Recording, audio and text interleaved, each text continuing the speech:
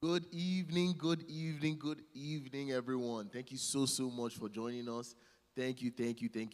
We are glad you are back again for another edition of Family Matters with me, Pius Yukiri. And today I have the pleasure and the honor to be joined by our very own brother, IK. Sir, thank you so much for being here with us. Oh, yes, sir. Thank you. Oh, yes, that will be worked on. Let me take a look there. So, as I'm taking care of this, people are coming on, people are logging in now. Of course, people here in Threshold, they know you, they have seen you, you're a very popular face here. What do you have to say to people that might not know you yet, that might have seen you but they don't know yet? How would you describe yourself? Thank you very much, Brother Pius. I'm really, really excited and glad to be here. Well, my name is IK. I'm sure a lot of people know me here at Threshold. For those who do not know me, IK Aribo, I am the son-in-law to Evangelist Osasoge Salami. So she has been one of the foundation members here at the church. Fantastic. Yes. So you're a foundation member, you're a steady member here. Sorry, did I cut you off? There was something else you wanted to mention? No, that's all. Perfect. And interesting enough, we have a great topic to talk about today. Something impactful. Now, right before we get in, people that are still deciding that are just tuning into this video, they're like, should I stay to watch this video? Is this something important? What would you have to say to them? Just a quick elevator pitch on why they should stay and watch this full live video. Thank you once again, Brother Pius. So, when the pastorate told me I was going to be talking about this topic, I was really excited because this is a habit I have cultivated for a very long time. So it's something I like to share, something I like to talk about. So for those that are watching, please do not miss any bit of this. And just kindly share the video, like the video. If your friends are not watching, call them, send them the link. There's going to be a lot of very important information that will be shared here tonight. That is fantastic. That's fantastic. And with that, I think you have given me the very nice honor of saying the name of this topic. Today's topic is savings. Savings. When this topic, as you mentioned this topic, as we were talking about this topic before this show, a statistic came to my mind. 3.6%. 3.6% is the amount that Americans today are putting in their bank account from their income.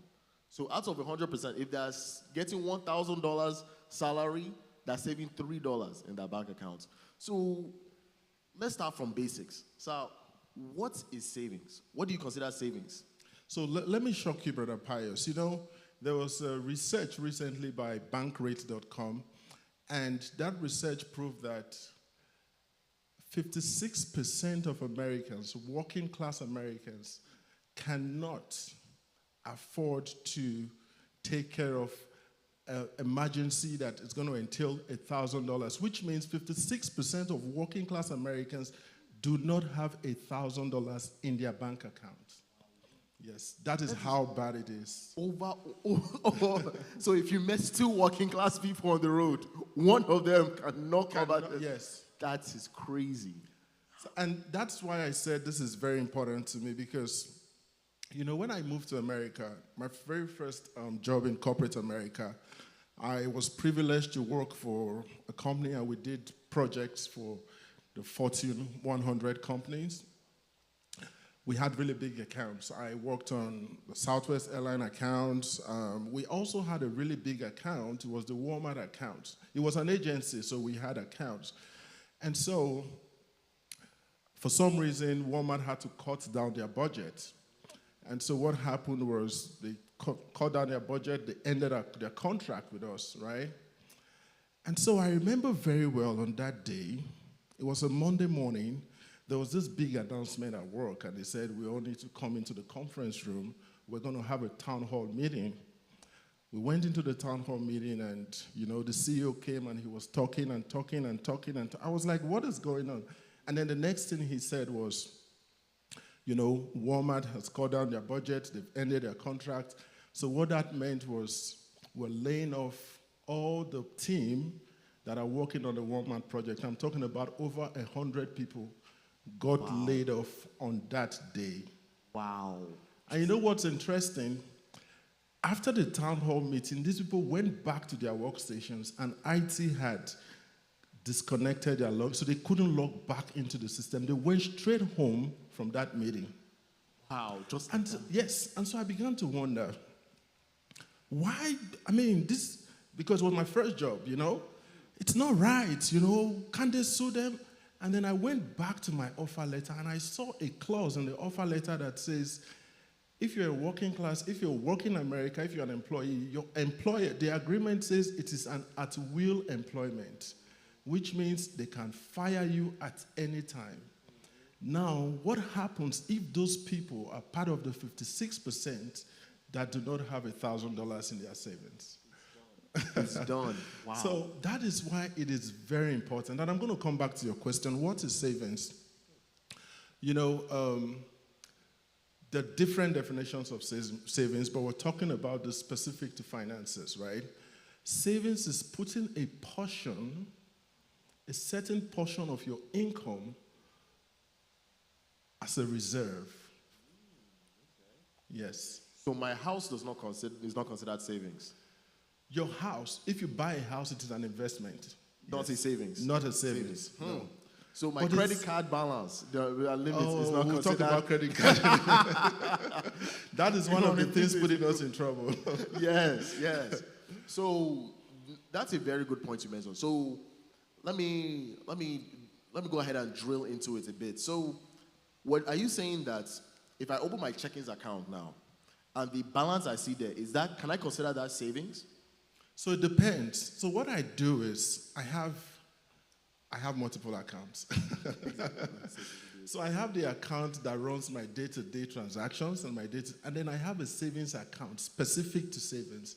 When you have one account and you are trying to do multiple things inside the account, trying to run your day-to-day, trying to save at well, sometimes if you're not very disciplined, you end up spending your savings because you can see it there. So I usually advise people, it's always advisable for you to have that specific account for savings. Very true, very true. Now that you mention it, it just brought back a bad memory. I had about, was it 5,000? This was a long time ago. I had 5,000 in my account. I just won a competition. They gave me that. I was so happy. That was 5,000. And then 1 month, 2 months passed. The money has gone. Where has it gone to? I cannot tell you where that money has gone to. And the funny thing is, I hear so many more of my friends, people I talk to, that have similar experiences to that, what you just said. Having all the money in this one account, and then just slowly but surely, just one thing keeps going. One thing there, it just disappears. So you say that we should have a separate account. So we're talking about more in a savings account, or a savings account in particular. Okay, that makes sense. So now we're understanding what a savings can be. Can you tell us, we talked about it a little bit, what is not considered a savings account? What is not considered savings? All right. So I have a Bible verse that I would like to read. 2 Corinthians chapter 9, verse 10. So 2 Corinthians chapter 9, verse 10 says, now he that ministereth seed to the sower, both ministereth bread for your food. God is so faithful that whenever he blesses us, and it could be in the form of your salary, your profit from your business, people just give you money, there's bread and there's seed. Bread is food for today, while seed is something that you sow. The seed is for your future. So there are different kinds of, so you need to have the wisdom to be able to separate your bread from your seed. Yes. Because there's a problem when you eat your seed and you sow your bread. It's a problem. It's a big problem. Eating seed and sowing bread. So there are bread people, people who get money today and it's all gone. Yes. Some people, they give them their pay on a Friday, and by Saturday, they can't even account for the money. Yes. Right? Yes. And then there are also seed people who sow everything, people who make so much money and then they live such a poor life. They take everything as a seed. Yes. Have you heard of Hetty Green? Hetty Green. Yes, Hetty Green. She was considered the world's stingiest person by Guinness Book of Record. Yeah, you can Google it after this. Yes. Okay. Yeah, she was born, I think, in 1836 or thereabout. Yes. She was called the Witch of Wall Street because she had very, very good investment strategies, and she could turn, little investment into a lot of money. But this woman, it's so funny because this woman actually died of a stroke, because she was arguing with her maid over milk. Wow. Yes. This woman, at some point in the early 19, I think 08 or 18 something, she would borrow money to the city of New York. But yet, she did not live in the city of New York because she didn't want to pay taxes to the city. She was living in hostels. Yes. Living in hostels. She didn't have her own place. She didn't have her own place. She was living in apartments and hostels. She only wore black. And she would wear it until you go, what? It's something you need to look at. You can go Google and read about her. When she died, she was worth over $100 million. In 1916 or thereabout when she passed. That is crazy. Today's worth, that's about $3 billion. Wow. But she was a seed person. She sowed and she didn't have good quality of life. So there needs to be a balance between your bread and your seed. And that's something I call breed. Knowing when to eat your bread and when to sow your seed. That's a very, very good one. And that is how many people get it mixed up. Once again, I think everyone can tell that this one is, I'm even excited talking about this. Thank you everyone for joining us. This is not just a conversation between us two. Go ahead and ask your questions, your comments. Go ahead and share, like, and subscribe. Thank you so much for coming on here. So that leads me to a good question now that we're talking about it. That story you just mentioned, that sounds something straight out of a storybook. That is insane. But still life, it really, exactly. That someone like that could really practice that. And because I am from Nigeria, yes. In the age of our parents, we also had people like that. Yes. We had people who would save and save and save and save and save, and then when they die, you'll be surprised. Yes. Oh my God, they had this amount of money. Exactly. Yeah. No, and it leads me to this question. One more thing that comes to mind is, I think it's about 40% of people that make 6 figures or more live paycheck to paycheck. I think that was CNBC that said that. Now, with all the rich people, some of the rich people that are making 6 figures a year are not saving. They're not doing this thing. They can't tell the bread from the seed.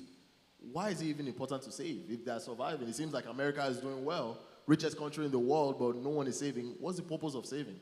That's a very good question. So I'm just going to share 3 reasons why it's very important for us to save. Number 1, we save for emergencies. We save for emergencies. Number 2, and I'm going to break down these 3 reasons. Number 2, for investments. And number 3, to leave an inheritance for our children. The Bible says, a good man leaveth inheritance for his children. Now let's talk about emergencies. As a young child, my mom she worked for the government. And then as a young child, she would always say, you have to save for the rainy day. You have to save for the rainy day. I really didn't understand what she meant because I couldn't understand how saving money could relate to rain, But as I began to grow, then I began to understand, it is not rain, but, you have to save for emergencies. Like I said, 56% of Americans, working class Americans, cannot boast of $1,000 in their bank account. Now let's read a Bible verse real quick. Proverbs chapter 22. Proverbs chapter 21, verse 20.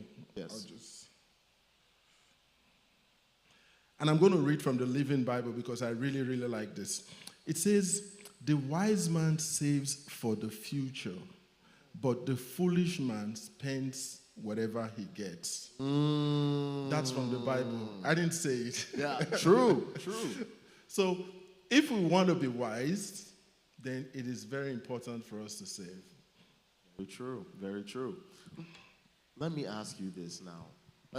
The great thing about this show is that we get contributions from different people in different angles. You know, people that are very well-to-do, people that are still getting up there. Let me ask you this. Now, I come to you and you say, okay, save some money for emergencies or all that. And I say, I can save, or I could reinvest that money somewhere else where it's making even more money for me. And if there's an emergency, I just have my credit card and I'll spend it on my credit card. Why should I put it in a savings account? So when we talk about savings, it's not about just putting money in your account, right?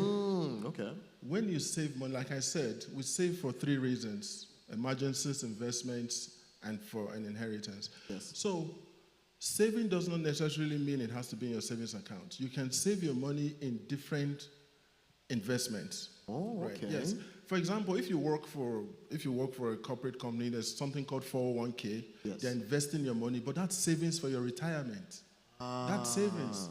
You can take your money and use it to buy stock. That's savings. It's even good. It's not good for you to just put your money in your account.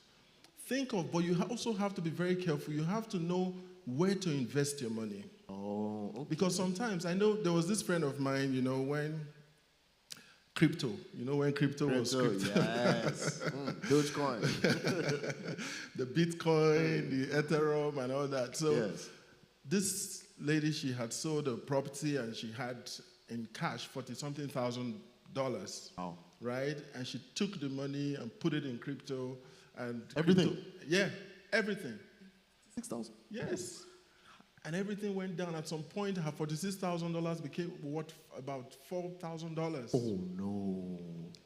So when we're investment is a separate topic from this, and Pastor Joe covered it the last time. But when we talk about saving and we're talking about investment, we also have to be very strategic, right? We need to make sure we do our research, and we need to diversify our investments. I also have another scripture I want to read about that, just to confirm that.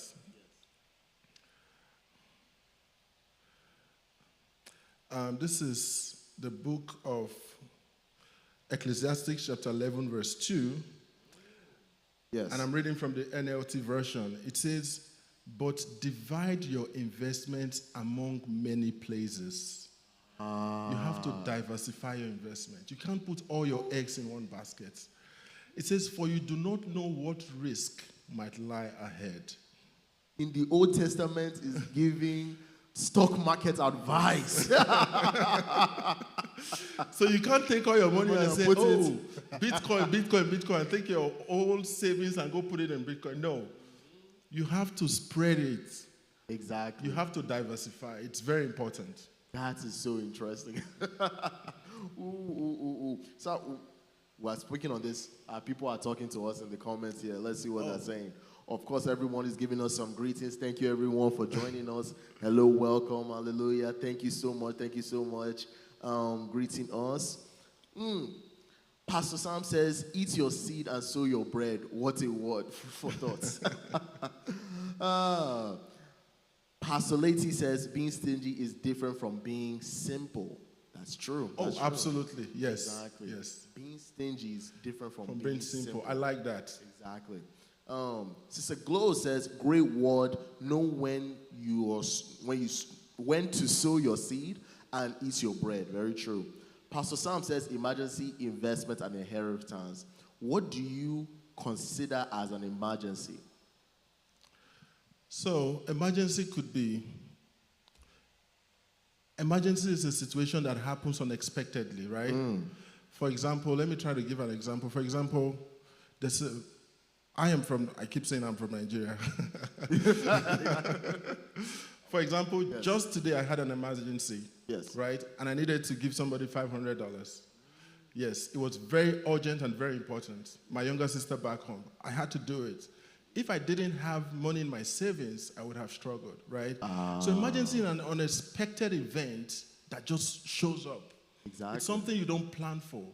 That's why it's always good for you to have savings as a backup when an emergency arises. Okay. To double up on that question now, you have, let's say you have your emergency savings, you have that savings, but an opportunity comes around. Is it justifiable to use that savings as is a emergency, or does it consider an emergency if it's something that could benefit you in the future?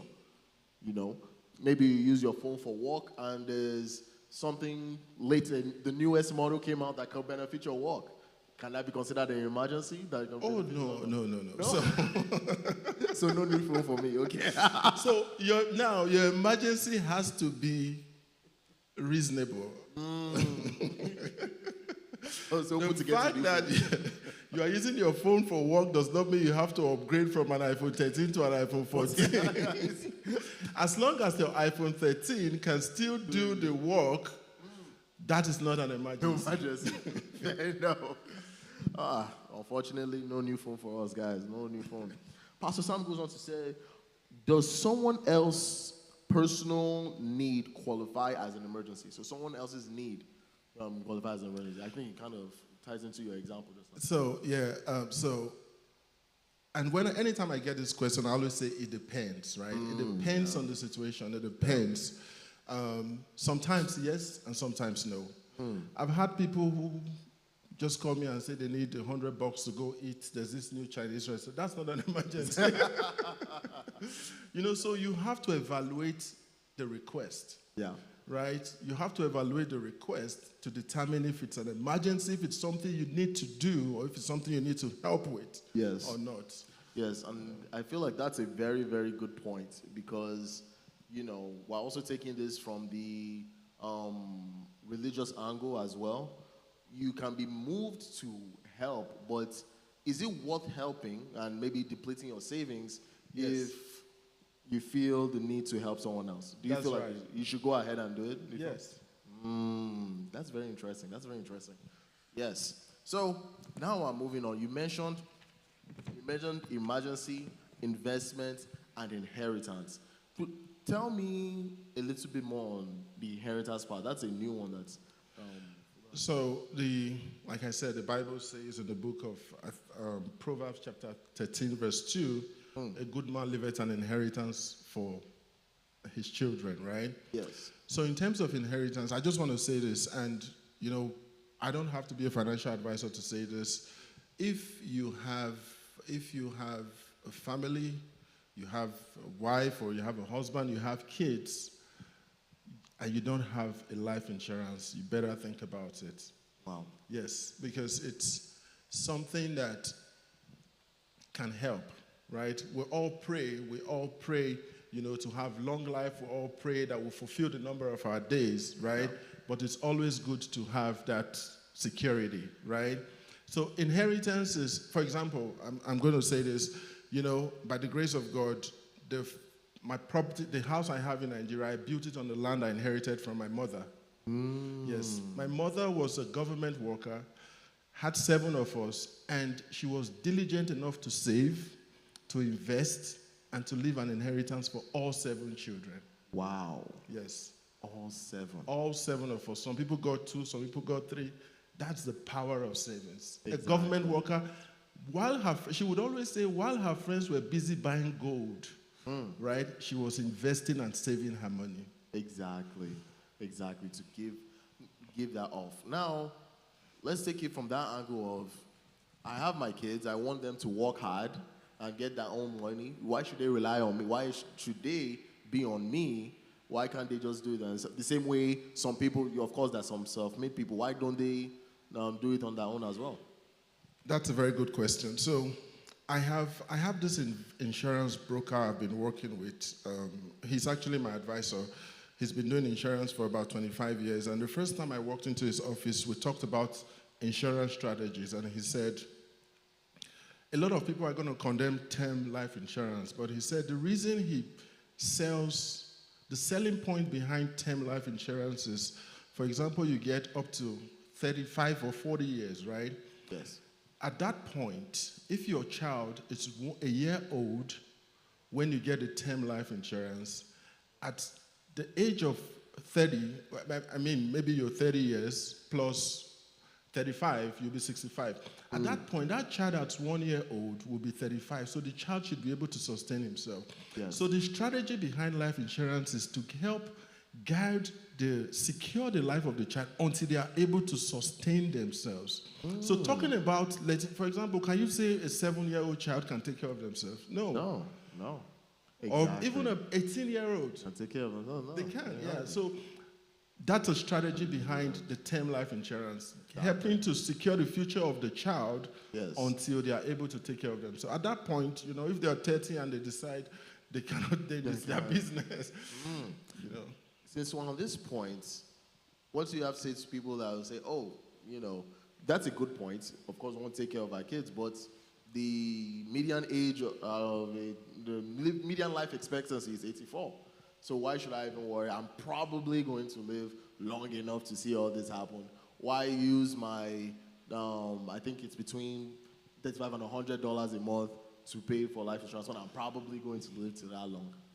So again, we're under a covenant, right? We're under a covenant of long life. Yeah.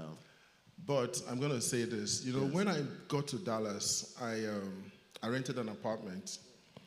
Very interesting story. I rented an apartment, and they asked me to get what's it called? Renters insurance. It was $150 for the year. Yeah. Yes. And I said, what do I need rental insurance for? Nothing's going to happen. Within 2 months, the apartment caught on fire. Wow. Wow. The apartment caught on fire. My insurance paid over $100,000. They put me in a hotel for 3 months with $150 that I paid. They put me in a hotel for 3 months. They moved my things out, renovated the apartment. They did everything with 100. Now, another thing happened. A few years down the line, there was this guy. He got an apartment, and he said he didn't need insurance. So there was a way he did it. He printed out insurance. He changed the date, and he changed something, and he gave it to the apartment. Yeah. And so it was in the news. The apartment in Atlanta got burned. 90% of the residents had life insurance, and they were fine. Yes. But this guy, he didn't have life insurance, so he was actually responsible for taking care of and fixing that apartment. Yes. Wow. So insurance, it's key. It's very important. Seriously. The time people are most ready to buy insurance is when an accident has happened. That's when you're ready to call anybody to buy insurance. No, that's an amazing point. So just to be clear and double down on that, for people that are considering insurance, term life insurance at the minimum is what they should get. So I'm not here to sell insurance. Of course, we're not selling insurance. This is not a selling show. We're just taking. They are different. Exactly. You have to do what works for you. Research on There's the term life insurance, there's the whole life. Now there's the index universal life. Exactly. So last week I was very excited when we watched the series with Pastor Joe. Yes. And one thing keep reoccurring. And that was, I think, Apostle and a few other people that kept saying, talk to your financial advisor. Talk to your financial advisor. So in terms of savings, I always say this. I tell people, talk to a financial advisor. If you have money in your account, sitting in your account, because you know what happens? The normal savings accounts, if you have money there, at the end of the month, maybe they put 30 cents, $1. Exactly. Don't let that money sit there. There are things that can grow that money for you. Yes. I walked into Bank of America. I met a financial advisor. We had a conversation, and he exposed me to a lot of things. I never knew about CMA, the cash management account, preferred deposit, CDs. There are several ways you can save, and it will still grow interest for you. Exactly. But the key is you have to talk to someone who's licensed, a professional advisor, and they can better guide you. Exactly. There's so many people suffer for the lack of knowledge. Absolutely. Exactly. Absolutely. That is so true. So getting that financial advice, looking at what works for you. So we covered kind of the three things: the investments, the emergency, and the inheritance. What would you say is the place of retirement in all this? Is retirement, I think that fits in the investments. Is that something Yes. that we always have to think about? And how do we divide this up? Because savings, like we mentioned, have so many uses. Saving, inheritance, retirement, emergencies. How do we divvy all this up? Is it all important? Is one more important than the other? So personally, I think it's all important because you have to have some money for emergencies. Yes. You need to think about your future. Yes, and that's where retirement comes in. Yes. And also, you also need to leave an inheritance. These are all biblical principles, right? Exactly. The Bible says, we have to save, right? Yes. That was the verse we just read, right? And the Bible also said we should learn to diversify our investments, right, for the future. Yes. And it's the same Bible that says a good man leaves an inheritance. So it's all about, putting your cards on the table, right, and trying to apportion, part of your resources to take care of these different things. True. So all of them are important in their own ways. All of them. And I think we definitely need to cover that even more. We need to talk to our people again as we have more messages from them. Sister Salami, I hope I'm getting that right. How much should we have in our savings account? How much should we have in our emergency savings account? I'm guessing emergency savings fund. Correct me if I'm wrong. The person put ESF, so let me know if I'm wrong with that. Should we put those in separate accounts, or is it okay to put them all in one savings account? Sorry, can you repeat that question again? Oh, yes. You know what? Let's break it down into pieces. How much should we have in our savings accounts? So I can tell you need to have $1 million in your savings account, but do you have $1 million? Exactly. So again, it's discipline, it's a habit, right? You have to look at what you have. Now, the truth is money is never enough. Sure.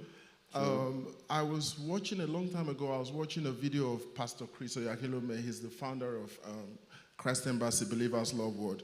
And he said, when the church just started, he actually partnered with Reverend Tom to start the church. When the church just started, I think in the early 80s, he said one day he asked Reverend Tom how much they had spent that month. And Reverend Tom told him they spent 8,000 Nigerian naira. At that time. At that time. He said he was shocked. Did we make 8,000? And then he asked, how much did we spend the month before that? And Reverend Tom said 8,000, and he said, no, we didn't make 8,000. He said, from now on, we're going to save 5,000 and we'll spend 3,000. Wow. And he said he was surprised that month they were able to spend 3,000 and they were okay, and were able to spend 5,000. Wow. Just by making it conscious. Yes. So money is never enough. Trust me. If you have 100,000, you will spend it. It will not be enough. If you have 100,000, you save 80,000 and spend 20,000. You will still do the important things that you need to do. Exactly. It's just about building the habit of savings. Very true. Very, very, very true. Prioritizing what you need to get. That's the word. How much should we have in our emergency savings fund?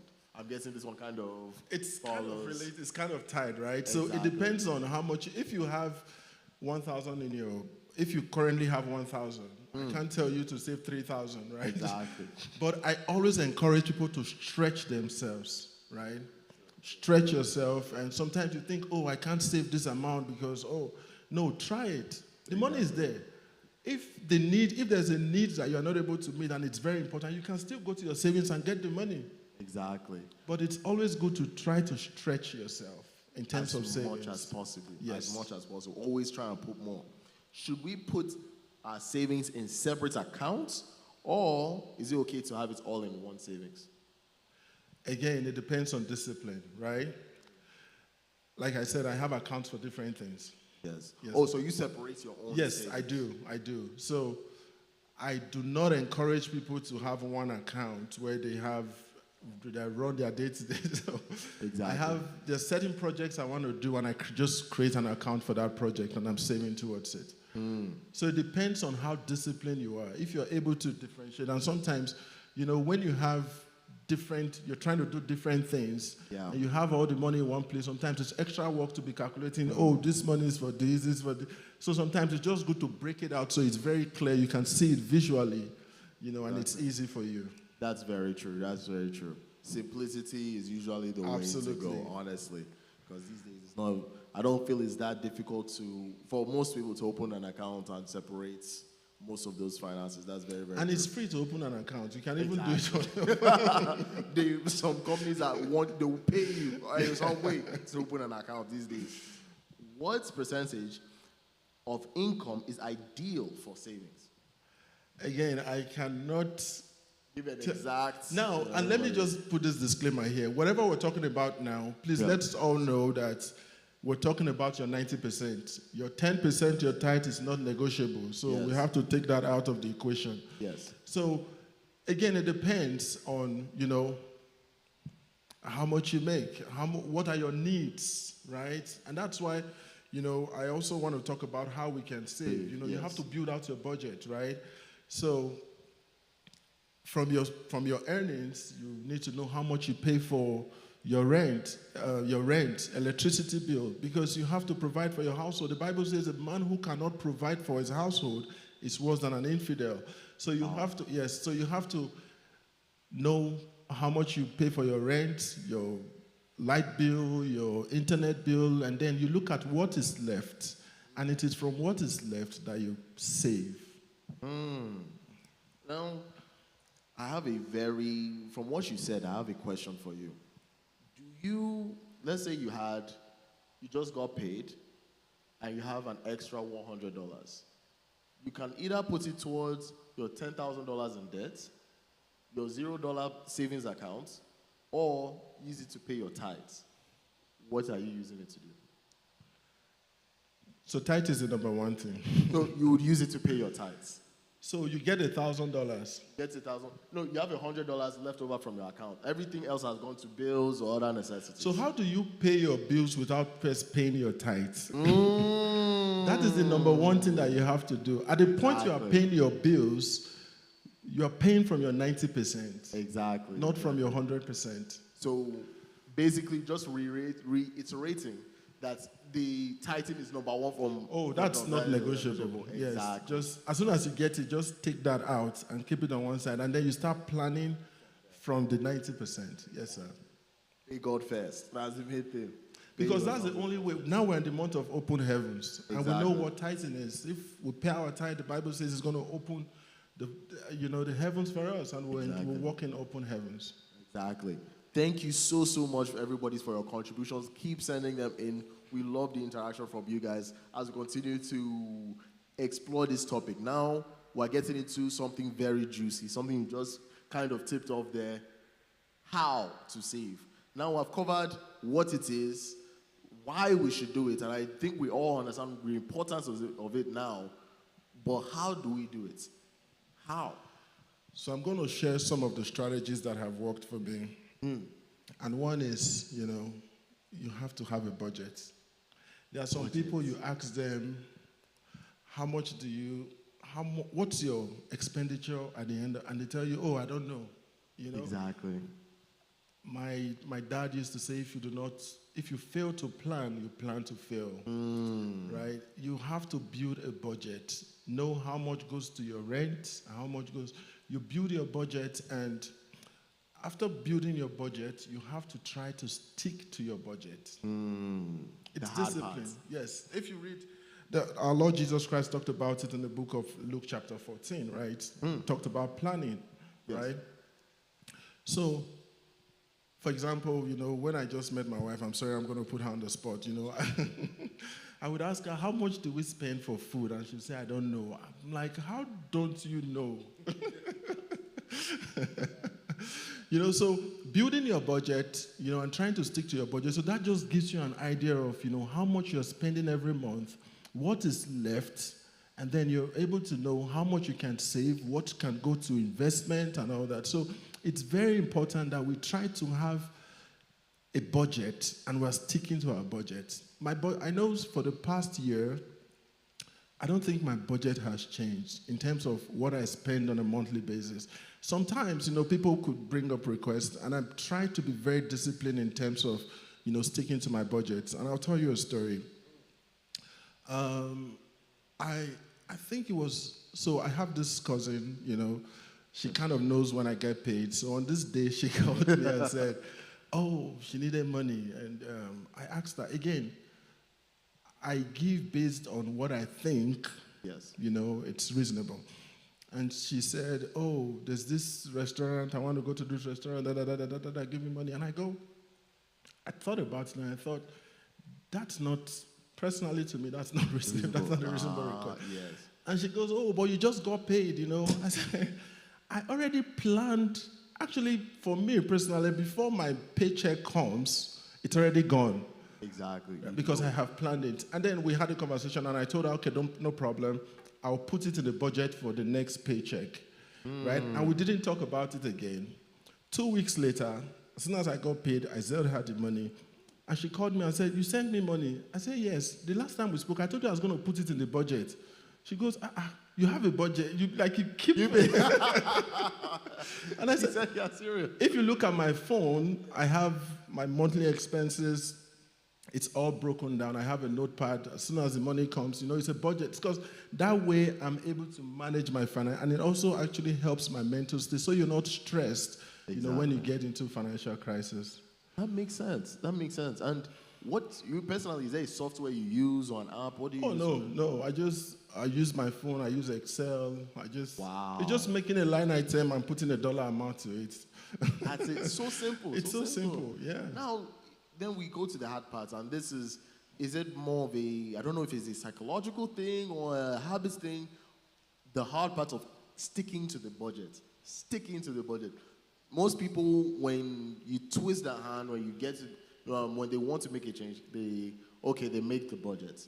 They kind of figure out, okay, how much I pay for this, how much I pay for that.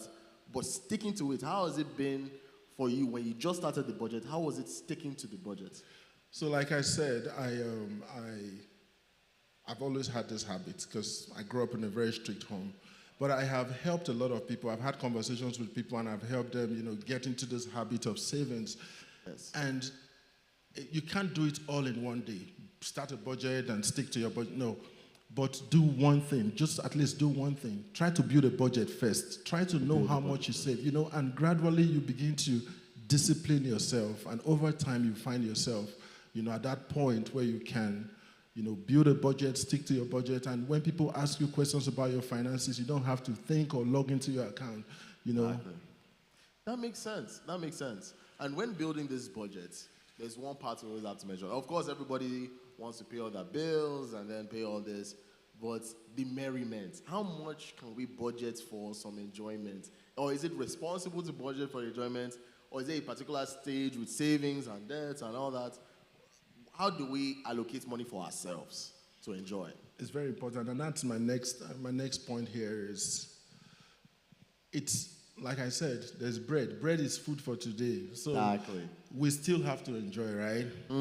But in enjoying, we have to try to live less than what we make, right? Exactly. I know people who, it's very unfortunate that today, I like social media, but social media, a lot of research has proven that social media has caused a lot of people to have low self-esteem, people going into depression because they see pictures of people on Instagram, flashing a Givenchy bag, and then they want to be like them, right? Exactly. I see Brother Pius, he drives a Mercedes, even though I know I can't afford it. I want to. Do you understand what I'm saying?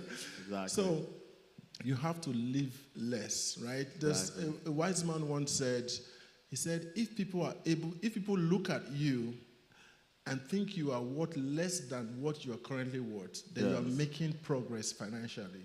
Exactly. Right? So in terms of enjoyment, again, it's very important.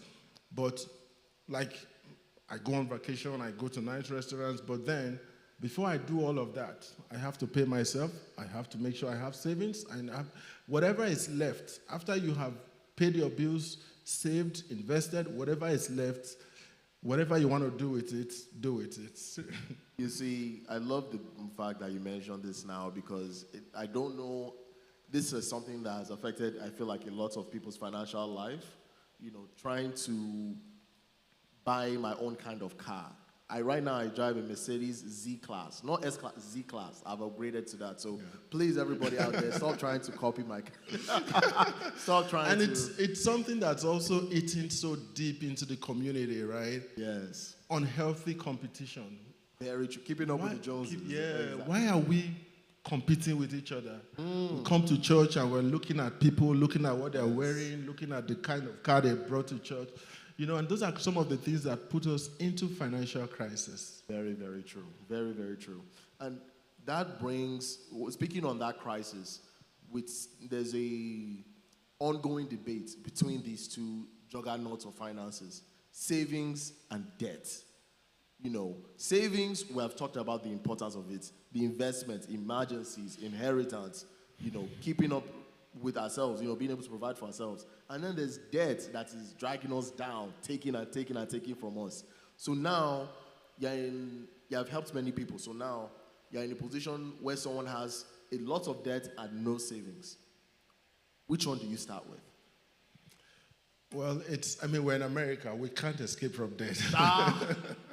Yes. But let me read something real quick. I'm going to read this from the Amplified Bible. Yes.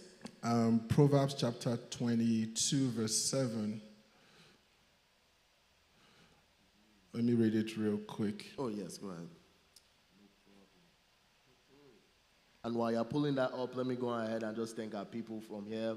Yes, our apostle is here. He's letting us know tight and open heaven. He's agreeing with you there. Very good stuff. Thank you, thank you, thank you. Pastor Sam agrees with him. Very good stuff. Thank you, thank you. Sister Glow says, building your budget and sticking to it is very imperative. Very, very true. Cut your clothes according to your size. You don't have to prove anything to anyone. Great word. Very, very true. Right. Exactly. So yes, sir, go ahead. So I'm going to read Proverbs chapter 22, verse 7. It says, the rich rules over the poor, and the borrower is servant to the lender. So, unfortunately, in the United States of America, we're all servants because we all have debt. Exactly. Now, speaking about debt, there are some debts that we can't avoid, right? We buy a house, we have to get a mortgage, that's debt. True. We want to do business, we have to borrow money from the bank. You want to go to college, you have to get a loan.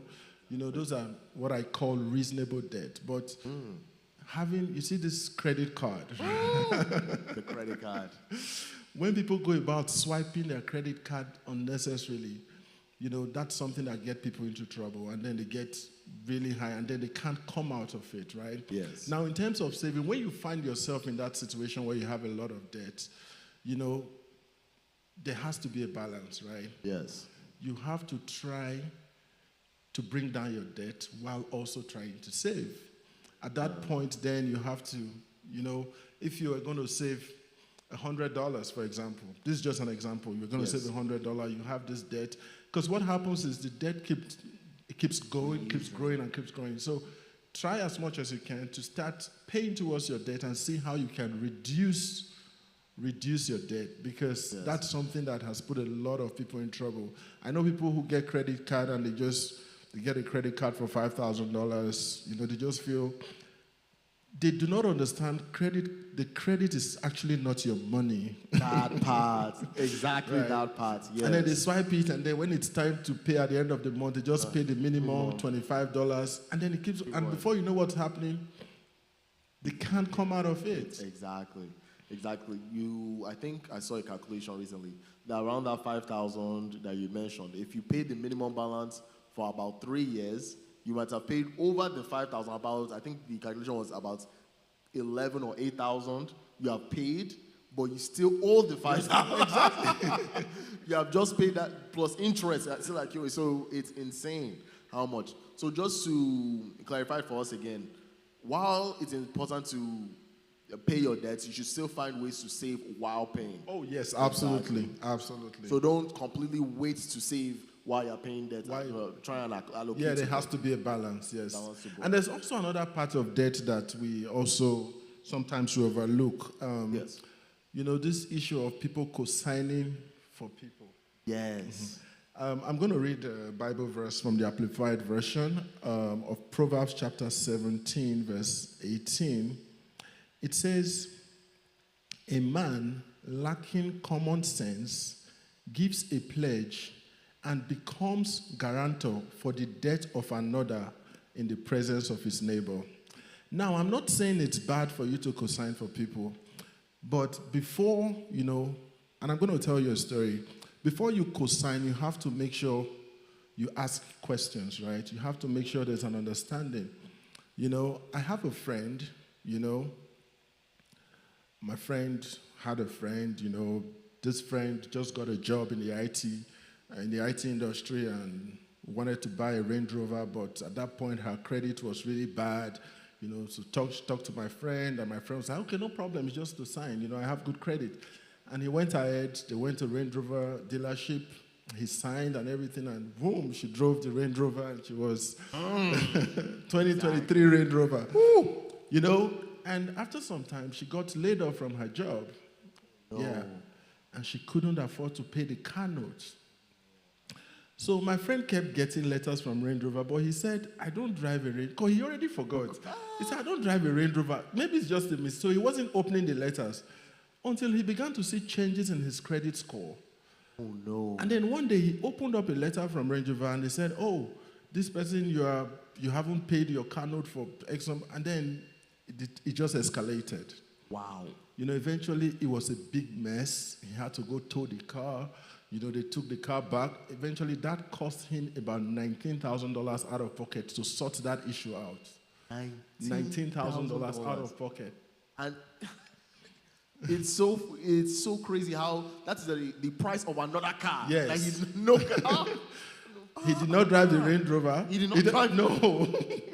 Oh no. So please, when you see, you know, I know in as much as we want to help people, let us ask questions, try to understand what the request is. Yes. Right? Try to do a proper analysis and evaluate before we just jump into helping people, you know, because that's something that could also get us in trouble and, you know, impact our savings as well. Exactly. And it even comes back to, I can't imagine the relationship between those two still being... Oh, it's gone. Exactly. Yeah.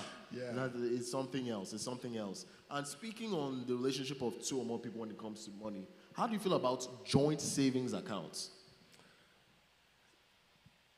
It's based on understanding. My wife and I will have a joint savings account. Yes. Yeah, so it's based on understanding.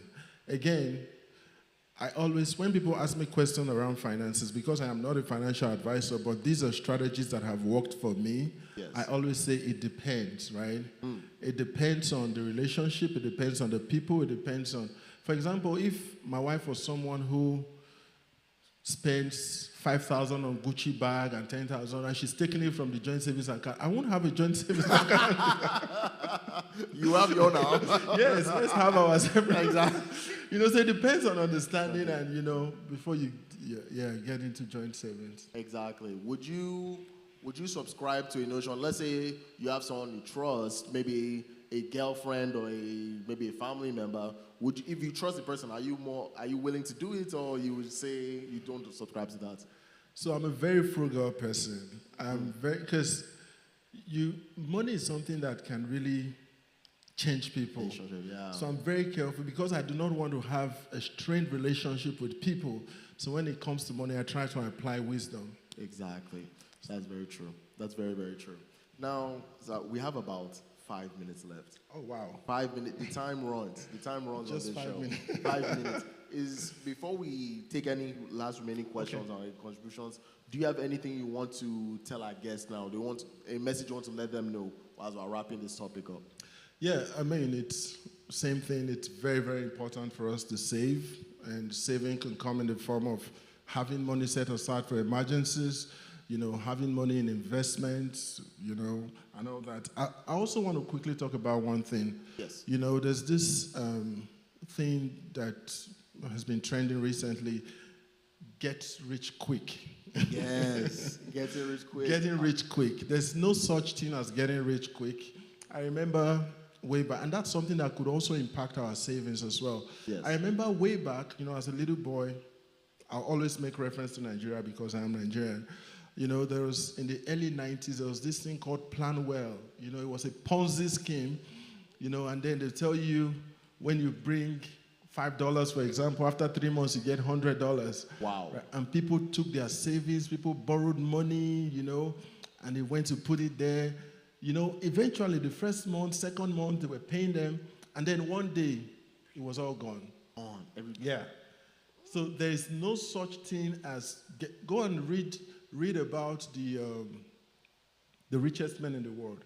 Yes. They work hard. They work smart. There's no get rich. And I'll also just read a Bible verse real quick. Sorry, before we go, I know we have 5 minutes. Proverbs chapter 13, verse 11. Praise God. Hallelujah.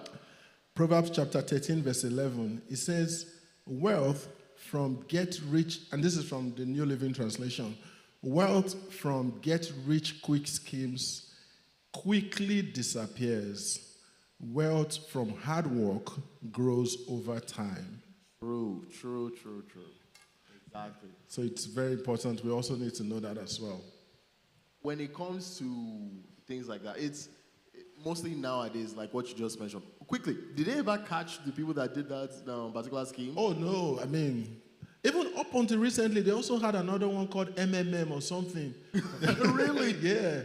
And because people really want to get rich, every time they say, oh, this is a Ponzi scheme, if you start a Ponzi scheme today, you still have people paying into the Ponzi scheme. Exactly. Because nobody wants to trust the process. It's a process, The process, it takes time. It takes time. No. And what have you learned over seeing these things when we're talking about savings? Before we put our investment, because part of the reason why we save is for investments, right? Absolutely. How do we distinguish what we consider like investing in yourself, like in knowledge or in things like that? How do we distinguish those things? Or what are the green flags? Thank you so much that you brought that point because, when we talk about investment, it's not just all about investing in stock, in bond. There's also mental investment. There's also personal investment, right? Exactly. You going to acquire an MBA in Harvard is an investment, right? You taking a professional course is an investment. You're investing in yourself to get better, right? At some point, for every paycheck I get, I don't do this as often as religiously as I used to do it. For every paycheck I get, I would buy at least one book. Yeah, that's an investment. Exactly. Right? So when we talk about investment, it's not just about putting money in stock or in crypto or in a bank. No, there's also personal investment that you can do to develop yourself. Because continuous improvement, personal development is a journey that has no end. That's very true. That's very true. Now, if there's let's say there's a seminar that costs $3,000 of your savings that you feel could take you to the next level, but that would empty your savings, but may take you to the next level. Is that a worthy investment? Is that a worthy use of your savings? So whenever you're investing, you have to think about the return on investment, right? Yes. The ROI. So there's this seminar, if you go to this seminar, you are going to network, you are going to meet people that could change your life.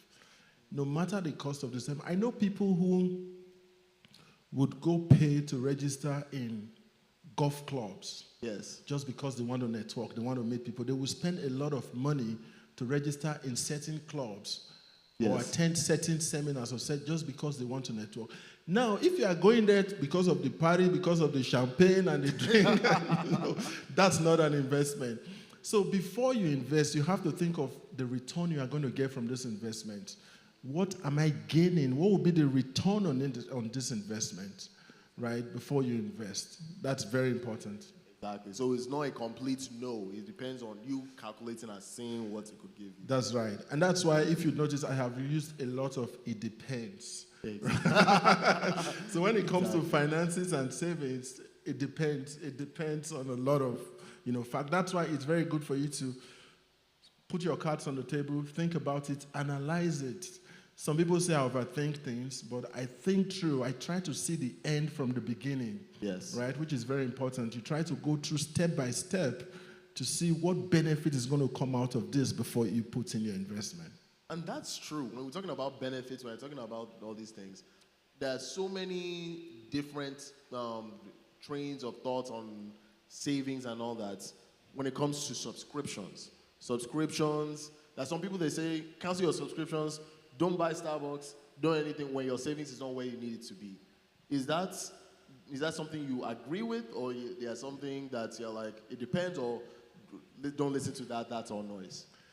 So I'm not a fan of subscription. Because I want to know when my money leaves my account, and all that stuff. So again, it depends on, how important that thing is, right? Some people, they cannot function without a cup of Starbucks coffee. Right. So if that's going to help you get through your day, and you think it's a valid investment, you want to invest that amount of, and you think it's going to help you, then you can do it, right? Yes. So again, it depends on the return you're getting. If you can't function without a cup of Starbucks, and you're getting a cheap deal to subscribe for Starbucks, right? Exactly. Then why not do it? Exactly. Right? So it all depends on the benefits. That's amazing. Just measuring the benefit and cost there. Yes, absolutely. People are talking to us a little bit. Let me go ahead and read here right before we close. It says, this is rich. I think we need this re-echoed constantly. Says, then people are telling us good job. Mara says good job. Ria says good job. Very good stuff. Here's a good job for another time. Thank you, everybody. What would you have to say is the biggest lesson you took away from all these years of savings? And I'm saying it with all sense of humility. I have never been at that point where, I was broke and looking for money to borrow. I say this with all sense of humility. I'm not trying to be boastful or to be proud, but because I cultivated the habit of savings, right? Every time an emergency comes, there's always something. And, and I'll tell you a story. Back then when we were in college back home in Nigeria, we would go home, they would give us like pocket money. Exactly. I had this cousin, very funny guy. So when we go home and they give us pocket money, because we'll get on the transport, we'll buy the bus tickets to go to the location of our college. Yes. As soon as we get back to college, I would take a portion of my money. That's the amount of money that's going to take me back home. Yes. The transport fare that's going to take me back home. I'll take that and a little extra, and I'll go hide it somewhere. Really? Yes. Because most times when we travel down to school, we have to stay for about 3 to 4 weeks. Yes. But my cousin, he would get this money and he won't think about how he was going to go back home. Really? So every time, whenever it was time for us to go home, once I'm ready, I get my bag. I have money that I kept to take me back home, and it was normal. I'll just get my money and go. Exactly. My cousin, on the day he's traveling, he will pack his bag in the morning and start looking for where to borrow money. Transfer. Exactly. Sometimes he will pack his bag in the morning and will not end up traveling until the evening or even the next day. Wow. Yes, because he doesn't have money to go back home, right? So I try, and by the grace of God, God has been very faithful.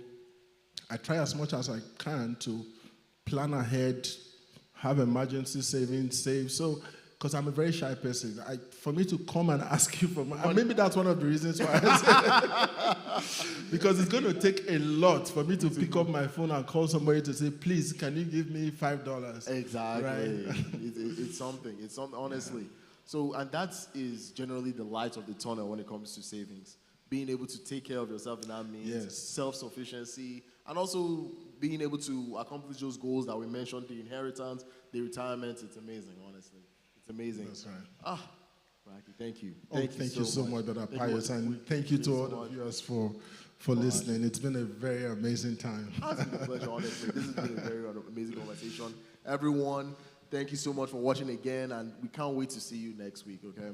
Have a wonderful rest of your week, and we will see you soon. Have a good one. All right, God bless you. Bye, everyone.